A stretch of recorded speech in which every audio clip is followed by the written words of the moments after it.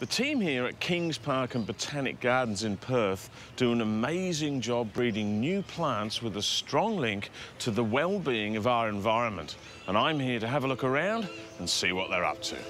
Scientists in the lab, they're the ones with the white coats, are working at a microscopic level doing all sorts of things with plant cells.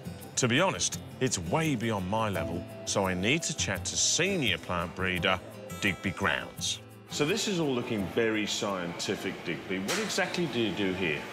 Well, we use a range of techniques in our plant breeding systems, from the basics of just going bush and selecting new forms through to normal cross-pollination, but also to laboratory-based techniques like early embryo rescue, just normal subculture, but things like cell fusion as well.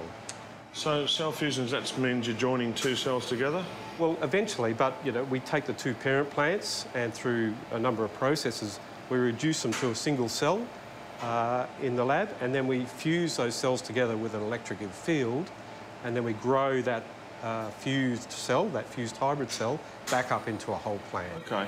And you can do that with any plant? Well, you could probably fuse the cells of any plant, but they won't be viable unless the plants are closely related. So the genomes have to interact properly for that plant to be able to grow up into a hybrid plant. So it's a similar process to what you see happening in the flower, except we're taking it out of the flower and just using it in the laboratory where we have more control. Yeah, right. So what plants are you targeting?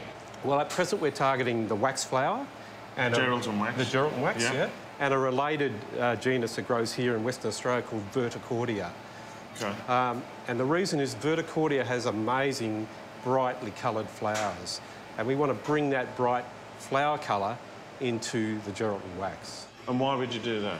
Well, for two reasons. One, Verticordias are very difficult for people to grow in their gardens, so by doing that we put the tough genes of the wax flower into Verticordia and gives them the ability to grow a Verticordia-like plant. But also, wax flower, Geraldton wax, is Australia's #1 flower export. Right? That's right. So by adding the red colours or the yellow colours into wax flower, it allows our industry to have a lot more exports. So that's all over the world you're exporting them to? Yeah, they go to Japan, to America, to Europe.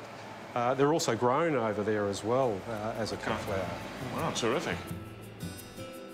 The work Digby and his team here are doing gives us a fascinating insight into the scientific world of horticulture. And here's the proof. This plant here is the result of that single fused cell we saw back in the lab. It's the only type of its kind in the world. I'll be having that away.